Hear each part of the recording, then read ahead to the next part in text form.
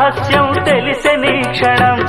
ప్రపంచం పరమ వికృతం ముసుగు తీసి చూస్తే అసత్యం సహజ సుందరం అనంతం దాని వైభవం అబద్ధం కరిగిపోయే నా బ్రతుకు సాగరంతే ప్రతిదీ పచ్చి బూటకం నిజం ఒక నిత్య నాటకం మనస్సొక పాడు కీటకం ఇదేరా అసలు కీలకం వ్యాపారం వ్యవహారం సంసారం శృంగారం